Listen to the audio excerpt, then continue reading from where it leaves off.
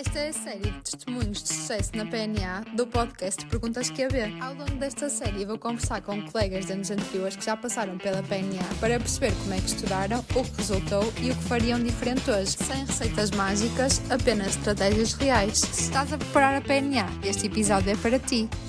Olá a todos, sejam bem-vindos a mais um episódio. Hoje tenho comigo a Margarida e vamos falar um bocadinho sobre uma fase que marca muitos estudantes de medicina, que é a preparação para a PNA. Obrigada por estares aqui connosco. Nada. É um prazer estar com vocês. Antes então de entrarmos um bocadinho mais na prática, como é que correu o teu estudo, eu gostava de perceber assim um bocadinho quem tu és, onde é que estudaste e essas coisas. Pronto, primeiro de tudo, olá a todos. Obrigada pelo convite. Meu nome é Margarida, estudei em Madrid, fiz o protocolo que existe entre a CESPO e várias universidades em Espanha. Na minha altura só havia três, mas pronto, acabei por ficar em Madrid. Fiz na Alfonso X El Sábio. Fiz 3 anos em Ciências Biomédicas e 3 anos em Medicina e depois tive equivalência. Portanto, o meu curso foi passado por Espanha. E pronto, e estou atualmente no segundo ano da especialidade de Cirurgia Cardíaca no Hospital Santa Maria e pronto. Eu acho que bastante diferente daquilo que tivemos até agora, na verdade. Acho que Exatamente. ninguém fez assim esse percurso. Se tivesse que descrever assim um bocadinho em uma ou duas frases, vá, como é que resumias a fase em que começaste a estudar para a PNA? Acho que foi desafiante, mas ao mesmo tempo, não foi tão mal como eu achava que ia ser. Acho que essa foi, assim, a principal surpresa para mim, foi que eu pintei o pior cenário possível e depois achei que não foi assim tão mal como as pessoas dizem. Quando começaste a pensar a sério assim na PNA, qual era o peso que tinha para ti? Era uma preocupação constante ou foste entrando nesse processo assim aos pouquinhos? É assim, isto começou, entre aspas, mal desde o início, porque eu estava em dúvida se fazia a PNA ou se fazia o MIR, que é o exame igual ao nosso, mas em Espanha. Sim. Então logo aí já foi, um momento difícil de o que é que será melhor, o que é que eu quero fazer para a minha vida, eu quero voltar, quero ficar. Pronto, na altura decidi que queria voltar, depois fiquei um bocadinho arrependida. Não por fazer o exame, mas porque depois, agora tenho um namorado espanhol, então penso se calhar teria sido mais fácil ter ficado em Espanha, e eu também adoro Espanha, portanto acho que não teria sido mal para mim. No entanto, pronto, depois decidi fazer a PNA e foi uma decisão fácil, porque eu pensei: "Quero ir para casa, quero ir para o pé dos meus pais", e pronto. Hum, Na altura funciona um bocadinho diferente em Espanha, não sei como é que é aqui nas universidades daqui, mas em Espanha nós no sexto ano ainda temos cadeiras para fazer, portanto, ou seja, ainda é como um ano normal igual aos outros. Eu ainda tinha oncologia, ainda tinha traumatologia, que é a ortopedia, ainda tinha outras especialidades, acho que era urologia, ainda tinha algumas especialidades para fazer de cadeiras, então isso também atrasou um bocadinho o início do meu estudo. Então foi ali conciliar acabar as cadeiras com, começar o estudo para a PNA, que no Claro. fundo também foi bom porque, as coisas estavam fresquinhas, tipo a ortopedia estava fresquinha, a oncologia estava fresquinha, a hemato estava fresquinho, mas, ao mesmo tempo foi do tipo: "Não tenho tempo para tudo, isto está a começar a acumular e o pânico está a começar a surgir", Mas mas tinhas pronto. então exames de cada uma das cadeiras no fim. Já Exatamente. percebi, ok, ok. Era isso, ou seja, ainda tinha basicamente cadeiras por fazer, então era Sim. conciliar o estudo para a PNA com as cadeiras que eu ainda tinha que fazer para acabar o curso. Agora que já consegues olhar assim com alguma distância para a PNA, sentes que foi tão difícil como imaginava? Já disseste que não, Uhum. mas que memória é que tens? É assim, eu tenho, uma memória de que o ano foi tranquilo. Também estava noutra fase da minha vida, também tive uma grande mudança, tinha terminado uma relação, então que também é importante falar disto, porque há pessoas que estão a passar por isto nesta fase e é difícil. Tinha terminado uma relação no quinto ano, e depois fui para o sexto e estava ali um bocadinho sensível ainda, depois conheci o meu atual namorado, então também foi tudo uma fase de mudança e outra leveza, que também foi importante para mim ter tido esta transição, apesar de haver ali um período que eu disse: "Oh meu Deus, a sério que isto está a acontecer?" Tipo, no ano mais importante, que nós temos sempre esta ideia que é o ano mais importante da nossa vida, não é, plot twist, não é, mas, pá, eu acho que assim, a fase mais difícil é a fase final, sem dúvida nenhuma. Eu acho que a partir ali de setembro, aí sim senti que a saúde mental já estava a bater um bocadinho no fundo e já pensava: "Oh meu Deus, se calhar não vou conseguir", porque também foi a fase em que comecei a fazer simulações e é muito diferente tu fazeres os casos clínicos diariamente e depois chegares e fazeres uma simulação e a minha primeira simulação eu tive 75. Eu pensei: "Nem vou fazer o exame, porque se eu vou falar para tirar 75, eu não Mais vou vale não. fazer. Mais vale não ir, tipo, que vergonha, meu Deus, 75", pronto, aquele drama. Mas em resumo, eu acho que não foi tão mal como eu esperava, mas eu acho que eu também trabalhei para que não fosse tão mal como eu esperava. Eu não abdiquei de nada, eu fui de férias, mas pronto, isso eu sei que são perguntas mais à frente, portanto, não foi tão mal como eu Sim. esperava. Sim, sim, é bom, também íamos falando e assim, mas sim. Então falando agora mesmo do estudo em si, quando é que começaste a estudar e já tinhas uma estratégia desde o início ou foste adaptando àquilo que resultava melhor para ti? Eu tinha uma estratégia desde o início e, não foi nada como eu tinha é sempre assim, eu idealizo uma coisa, mas depois nunca acontece como eu idealizei. Portanto, eu no início tinha um método de estudo de eu vou ver todas as aulas, eu vou acompanhar tudo, tipo, isso é impossível, mas pronto. Eu vou acompanhar tudo, o que eu não conseguir acompanhar, no máximo em uma semana eu tenho que repor, isso que não consegui acompanhar, uma aula que eu não consegui ver. Então era tipo, eu não consegui ver esta aula, mas eu vou ver a aula de casos clínicos porque eu achava que aquilo era meio que um resuminho de tudo, das coisas mais importantes. E depois organizei um bocadinho o meu estudo, desta maneira. Eu decidi que não ia fazer segunda volta, porque eu pensei: "Eu não aguento pensar na possibilidade de eu ter que olhar para estes PowerPoints outra vez". Então, tu estudaste isto, tu tens que saber isto. Obviamente, não é assim que funciona, não é? Depois a longo Certo. prazo percebi que tive que ir rever alguns temas e etcétera, mas isso também foi uma forma de me pressionar, no momento em que eu estava ali, eu tinha que estar a 100%. Não estudei por nenhum livro, não fui ver as NOCs, tipo, eu confiava no que estava lá escrito e pronto. E depois foi fazendo os casos clínicos das aulas e o banco de perguntas dele, que eu já disse, uma altura num vídeo também que eu fiz, que eu acho que não é um banco de perguntas bom, por isso é que eu também senti a necessidade de comprar o vosso, porque senti que faltava alguma coisa. E outra coisa que eu decidi desde o início, muito contra tudo o que os meus colegas diziam, era: "Eu não vou fazer os bancos de perguntas da UWorld, porque eu acho que não faz sentido estarmos a fazer perguntas. Mas então o exame é em português, eu vou estar a ensinar o meu cérebro a uma coisa em inglês?". Pá, para mim não fazia sentido, ainda por cima também não era assim tão fluente no inglês, tinha aprendido em espanhol, falava português nativo, sabia falar inglês, pá, ia ser uma confusão na minha cabeça ainda maior do que o que já era, portanto, não. Como é que organizavas assim os teus dias quando estavas a estudar? Tinhas uma rotina muito fixa ou ias ajustando? Eu não tinha uma rotina fixa porque era como eu te estava a explicar, para mim era impossível ter uma rotina física ou fixa porque eu não sabia se ia sair cedo do estágio, se não ia, se ia ter o exame no dia X, já sabia que nessa semana não podia estudar para a PNA, tinha que me dedicar ali ao exame. Então sinto que nunca tive um método de estudo, fixo e: "Olha, nestes dias eu vou fazer isto, nestes dias eu vou fazer aquilo". Uma coisa que eu tinha, hum, pé assente até julho, sim, até julho, era que os fins de semana eram para mim. Tipo, eu não abdiquei dos fins Ok. de semana, os fins de semana eram para mim, era para vir a casa ver os meus pais, era para fazer alguma coisa para me distrair. Agora, durante a semana também não tinha vida, durante a semana era para aquilo.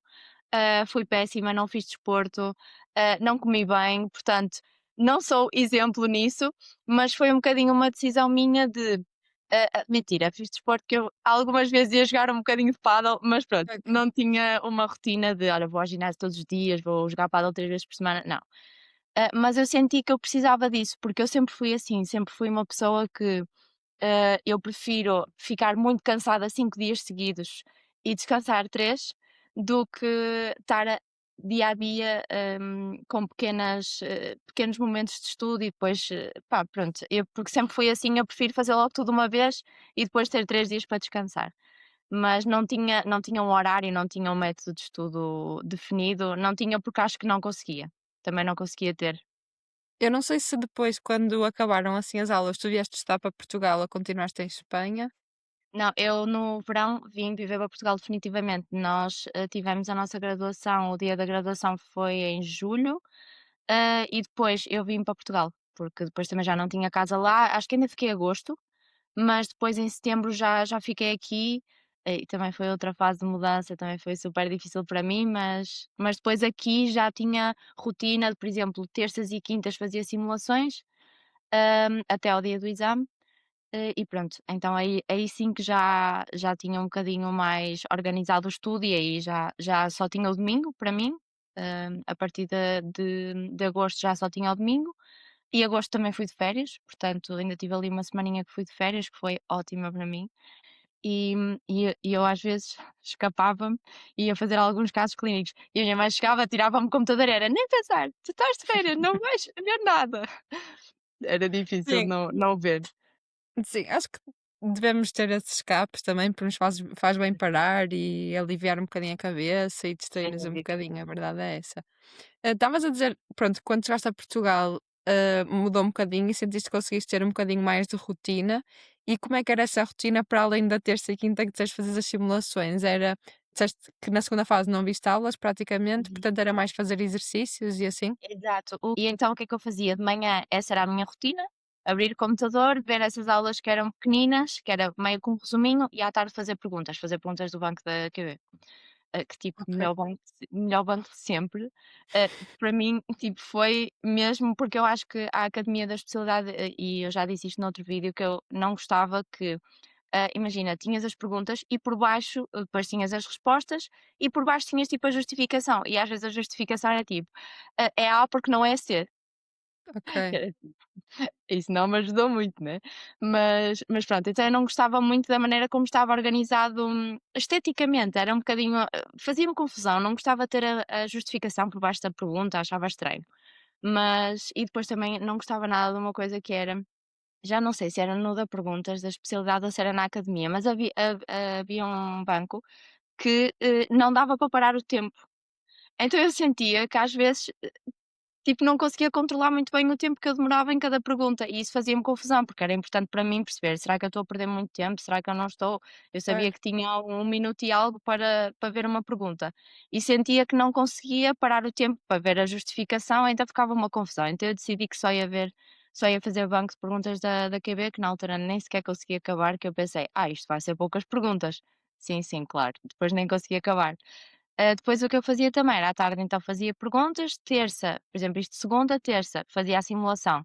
Uma coisa que eu fazia quase sempre era corrigir a simulação no próprio dia. E depois fazia uma coisa tipo que é, claramente masoquista, mas eu fazia, que era, eu errava uma pergunta, eu tenho um stress pós-traumático com nefrologia, então porque era as perguntas que eu mais errava, tipo ácido base, depois aquelas coisas estranhas, tipo aquelas tubulopatias estranhas, pronto.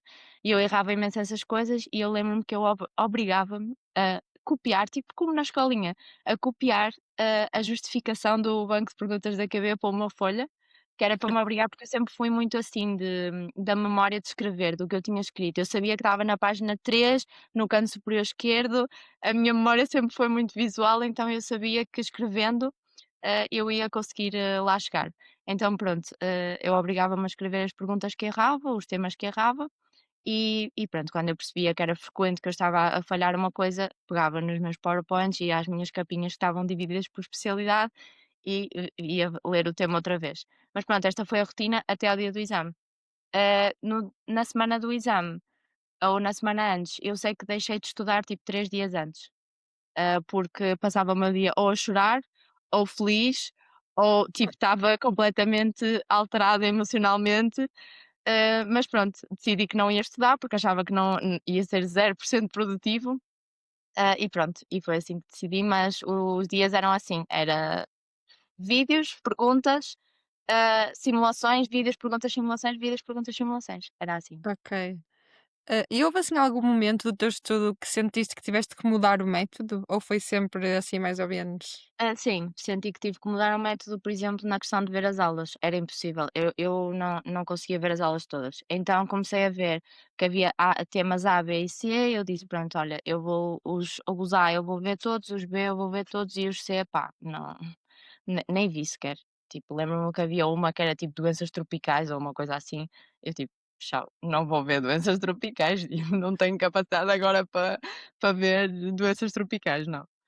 Pronto, houve algumas coisas que eu ignorei porque eu achei que não ia ter tempo e depois, para além do tempo, é a disponibilidade emocional. Eu senti que eu cheguei a um ponto que eu não tinha, parecia que o meu cérebro deixou de assimilar coisas, estava tão cansada que eu pensei: "Pá, se eu começo a inventar mais coisas", eu sentia que eu, quanto mais estudava, parecia que eu eliminava outras coisas do meu cérebro, parecia que o meu cérebro estava num mecanismo de: "Ok, eu vou estudar isto, mas tu vais eliminar isto".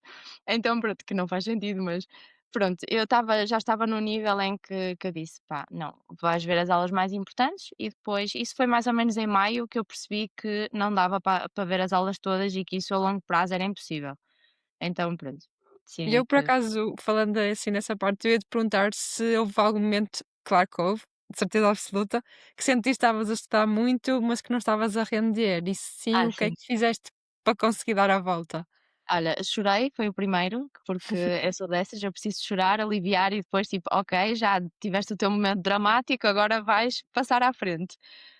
Mas pronto, acho que o que eu fazia para me motivar sempre que eu não conseguia estar a olhar para um tema e estar a estudar efetivamente, era fazer perguntas. Era o meu escape, era tipo: "Ok, tu estás-te a sentir mal, sentes que não estás a conseguir assimilar, vai fazer algo que te vai dar uma recompensa". E não há nada melhor do que ver aquele verdinho de tipo: "Acertaste". Portanto, eu acho que esse reforço positivo também de tu fazeres ou até com os Anquis, eu estudei muito pouco por Anquis, mas eu acho que é um método de estudo incrível. E eu lembro-me que às vezes antes de dormir quando vinham pensamentos maus de: "Ah, não vais conseguir", ou assim, às vezes eu ia ver um ranking e dizia: "Ah, afinal eu até consigo". Portanto, o que eu fazia quando me estava assim a sentir mal de que não conseguia ou etcétera, ou parava de estudar, ia abstrair-me, ia falar com a minha mãe, que foi a minha psicóloga na altura, hum, e passava à frente ou então, parava, dizia: "Ok, não tem sentido nenhum, estás aqui a olhar para isto, vai fazer perguntas", porque eu acho que no fundo, e foi sempre o que eu disse e vou continuar a dizer, perguntas é tudo. Façam perguntas, porque as perguntas vai acabar por ser mais do mesmo, tipo, vai haver sempre o exame não é feito para ninguém tirar 150, ponto. Portanto, vai haver sempre ali umas 15, 10 perguntas que vão ser impossíveis de acertar e vai haver outras 3 perguntas que tu vais falhar porque estavas distraído. Eu posso-te partilhar que eu tenho um stress pós-traumático do exame, em que tinha uma pergunta de ginecologia que eu acho que se calhar era a pergunta mais fácil do exame e quem ouvir este podcast saber tendo feito o exame vai perceber o que eu estou a dizer, que dizia basicamente, do género: "Qual é o próximo passo?" E era uma senhora que tinha vindo a uma consulta de ginecologia e as respostas eram: lavar as mãos e não sei quê, colocar a doente em posição ginecológica, e depois tinha coisas absurdas. O que é que a Margarida faz? Obviamente a doente veio a uma consulta de ginecologia, vou colocá-la em posição ginecológica e era lavar as fucking mãos. Tipo, era tão fácil esta pergunta. E eu lembro-me que eu quando depois estava a ver a correção, porque nem sequer fui capaz de corrigir eu o meu exame, teve que ser o meu namorado a corrigir, quando eu fui ver o que tinha errado eu disse: "Ai, eu não acredito". Que vergonha alheia, como é que eu errei isto? Portanto, vai haver sempre aquela pergunta que vais falhar, porque já estás num nível de stress e de cansaço e tudo mais, que ainda por cima era das últimas perguntas, eu lembro-me que era da segunda parte, e, e pronto, tipo, ou seja, vai haver sempre, vai ser difícil acertar tudo, não é? É impossível, é impossível, ninguém tirou 150 até hoje. Portanto, acho que tens que contar com isso, tens que contar com que no dia do exame, tu tens um QI mais baixo dos outros dias, portanto, tens que te preparar para isso, porque vai ser normal tu falhar as coisas que tu vais dizer: "Fogo, a sério que eu falhei isto? Tipo, nem parece meu, porque é que eu falhei isto? Eu sabia isto". Porta O que eu tenho sentido, mesmo relativamente às perguntas, é que eu gosto muito e eu sempre fui aquela pessoa que só vai saber a matéria se fizer perguntas. Eu estudar só teoria não me vai entrar nada, mas sinto que depois, na correção, que eu demoro imenso tempo. Sim, percebo. Olha, para te ser 100% sincera, quando eu disse que fazia simulações à terça e à quinta, a quarta de manhã e a sexta de manhã era sempre para acabar de corrigir o exame. Porque eu também sentia que perdia muito tempo, porque eu fazia aquela coisa masoquista que eu já referi, que era copiar literalmente tudo à mão de, da, da justificação da pergunta. Portanto, é normal sentir isso, porque demora assim imenso tempo a corrigir, porque tu acabas por sentir também um bocadinho aquele FOMO de ok, eu acertei, mas deixa-me só ir ler aqui, tipo, só para ver se fica alguma coisa. E acabas por entrar neste mood de são 150 perguntas e demora imenso tempo a corrigir, ponto final. Tipo, nem que tu acertes tudo, tipo, tu ficares sempre em dúvida entre duas ou três e queres ir sempre ver porque é que não era a outra e acaba por Claro. ser uma bola de neve, não é? isso é Sim, óbvio. sim. A falarmos agora das perguntas, em que fase é que tu começaste mesmo a usar a perguntas QB? A perguntas QB eu comecei a usar logo no início, tipo, já não sei, mas acho que foi tipo em março ou Ok, assim, acho que fazia muito poucas, no início eu fazia mesmo pouquinhas. Mas assim a sério eu comecei a fazer em junho, ok. E aí fazias tipo um pool de fazia. perguntas misturadas? Exato, tudo eu sempre fiz perguntas misturadas. Eu raramente, no início fazia, mas não era com a QB, era noutros bancos de perguntas, selecionava a especialidade. Mas depois foi sempre tudo misturado, porque eu achei, mesmo até temas que eu ainda não tinha visto, eu fazia tudo misturado porque eu sentia que era muito mais, pá, para mim era melhor, eu sentia que era mais produtivo porque o exame é tudo misturado. Então foi uma preocupação para mim desde o início fazer sempre o mais parecido com o dia do exame, Ok. percebes?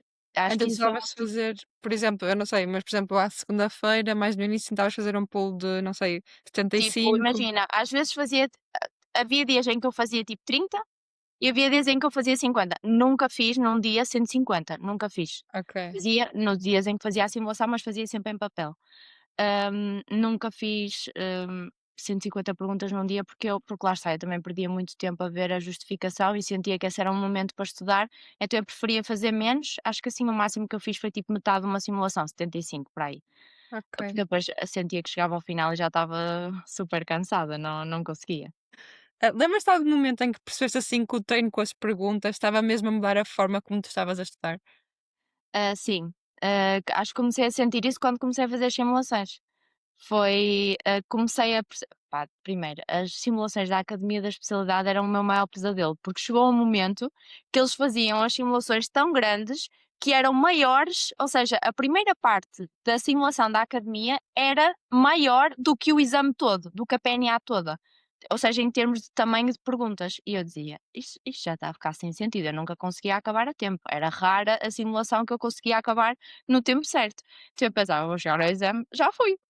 Depois fazia uma PNA anterior e dizia: afinal consigo". Eu acho que quando eu senti mesmo que, ok, sinto que isto está mesmo a dar frutos, foi quando eu comecei a fazer simulações da academia e sim, sim, da academia. Comecei a fazer as simulações da academia e depois, e da perguntas também fiz algumas, hum, e comecei a fazer as PNAs antigas e estava a tirar boas notas. Então estava a pensar: "Ok, isto Afinal, não resulta". sou eu que estou mal. Exato, afinal isto até até começa a dar frutos o estudo, mas também aconteceu de sentir, de fazer uma PNA, acho que a melhor que eu tirei, assim, de simulações anteriores foi na de 2020, que eu acho que também foi a mais fácil. E depois a mais fácil, isto é tudo muito bonito a fazer em casa, não é? Depois lá é outra coisa.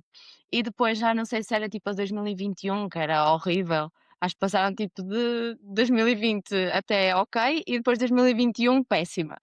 E eu lembro-me que na 2020 tirei tipo 118 e depois na 2021 tirei tipo 90 e eu não acredito. Ainda por cima eu fazia por anos, então eu pensei, epá, pronto, ok, já fiquei burra outra vez, já não sei. Isto é uma montanha russa. Sempre que vocês forem fazer as simulações e etcétera, é mesmo um mixed feelings que vocês num dia sentem-se incríveis, no outro dia sentem-se uma merda, e vai ser assim, ok? Vai Sim, ser sim, assim, está tudo bem. sim. O importante é saber ultrapassar e Exato. continuar, né? Isso é o mais importante. Se hoje alguém te perguntasse porque é que vale mesmo a pena usar a plataforma de perguntas que havia na preparação aqui para a PNA, o que é que responderias? Olha, porque as justificações são tudo. Tudo de maravilhoso, porque eu lembro-me que eu sentia mesmo que eu, ao ler aquela justificação, eu tinha percebido exatamente o que é que eles queriam na pergunta, o porquê de ser aquela resposta e o porquê de não serem as outras, porque eu acho que o mais importante nas perguntas quando tu falhas não é tipo, ok, pronto, afinal era esta, estava a duvidar. Não interessa se estavas a duvidar. O importante é falhei, percebi o porquê de ter falhado e agora já sei que este tema é isto. Então, agora falando se calhar um bocadinho do pós-PNA, que também é uma fase importante e uma fase em que já passou tudo e pronto, a vida Mesmo. está melhor. Como é que foi para ti a passagem entre acabar assim a PNA e esta a nova etapa?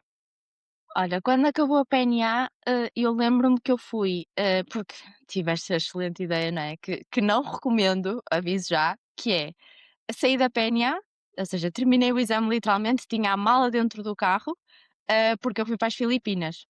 Então, meti a mala no carro e tinha o voo em Madrid, então eu saí do exame e estava tipo apática. Estava o meu namorado a conduzir, eu não falava, estava tipo, eu não sei o que é que aconteceu.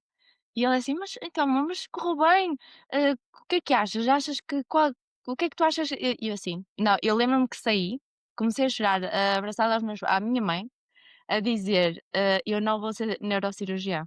Tipo, eu lembro-me de terminar o exame e não fui, e não sou uma jurante, mas tudo acontece por uma razão.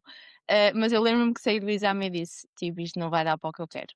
Tipo, o que eu fiz na segunda parte eu tinha a noção que não ia dar e depois plot twist. Acertei mais perguntas na segunda parte do que na primeira, mas enfim. Portanto, eu saí com consciência de que não tinha sido brilhante no exame. E senti que isso estava a ser um bocadinho o geral de toda a gente, tipo, acho que estavam todos a sentir-se assim, porque eu acho que toda a gente se sente assim no final do exame, porque não tens a correção. Eu não cometi a loucura de ir ver nada, não. Esperei que saísse a correção, estava no voo, tínhamos feito escala em Abu Dhabi, e eu lembro que nessa noite sonhei porque nós ainda dormimos uma noite, só foi no dia a seguir, sonhei que tinha tirado mesmo uma nota, tinha tirado tipo 30 ou uma cena assim. Pronto, depois estávamos em Abu Dhabi, saiu a correção, eu lembro-me de sair do voo e uma amiga minha, tipo, há 10 minutos tinha mandado: "Maggie, saiu a correção". E eu disse: "Sérgio, eu não estou preparada para ver isto, vais ter que ser tu a corrigir isto". Então eu estava ali ele lá sentado numa mesinha a fazer a correção e eu conseguia ver o reflexo dele no vidro e ele às vezes metia assim a mão na cabeça e eu pensei: "Pronto, tenho tudo errado, tenho tudo errado", e ele já está com a mão na cabeça, tenho tudo errado, e depois lembro-me que estava à espera dele terminar e veio uma menina ter comigo a dizer assim: "Ah, olha, eu vi que o teu namorado está ali a corrigir a prova, o meu também está", então ficamos as duas ali à espera que eles terminassem, e hoje a conheço, ela está em gastro, e pronto, tipo, e achei uma coincidência super gira que ela também ia para as Filipinas. E pronto, e olha, na altura ele não conseguiu terminar até nós entrarmos para dentro do avião, faltava-lhe tipo um bocadinho da segunda parte, ele disse: "Olha amor, é assim, se tu acertares o mesmo número de perguntas que acertaste, que na primeira parte que acertaste na segunda, eu acho que dá para o que tu queres", porque eu tinha um bocadinho a noção. Acho que também é importante dizer uma coisa que é, eu estudei a saber que eu não queria ser dermatologista. Acho que também é importante. Eu não estou a dizer que tu não vais querer tirar a melhor nota possível, óbvio, e tu vais estudar sempre para tirar 150. Mas eu também acho que é importante gerir tipo, e colocar-te uma pressão menor, sabendo o que tu gostas, não é? Eu não sei se tu já tens claro o que gostas, Mais ou mas menos, as ideias. eu sabia que só tinha 2 opções. Eu sabia que ou era neurocirurgia ou era cirurgia cardíaca, portanto, eu sabia mais ou menos a nota, sabia que não eram as primeiras a ir, portanto eu também sabia que estava um bocadinho confortável na nota, mas depois fiquei ali com uma nota no meinho, que é aquela nota que tu não sabes se é boa ou se é má, então ficas ali naquela posição do tipo: "Pronto, não vou ter que sofrer até ao último dia", que foi o que aconteceu.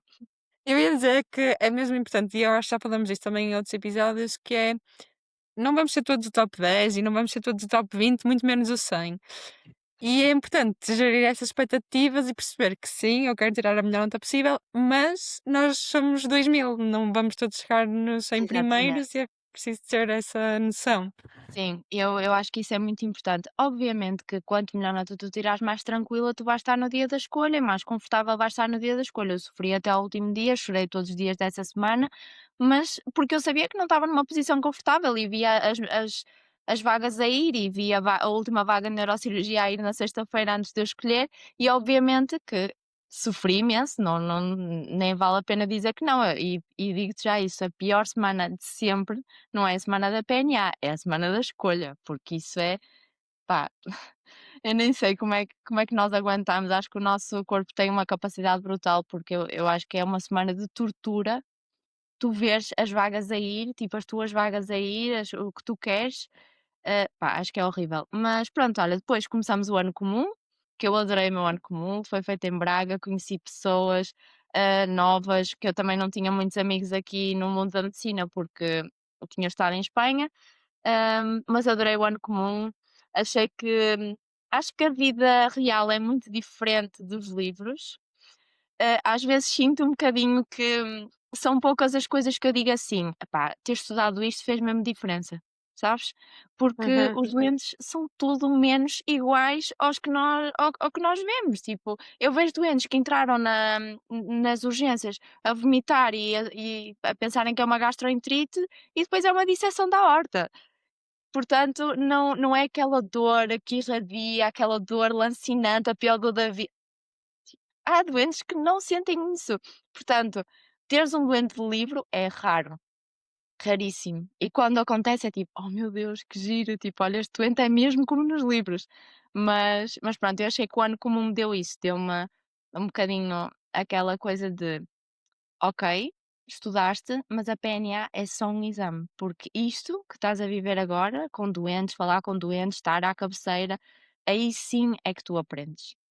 Não é este ano que estás a estudar que vai fazer diferença no médico que tu és.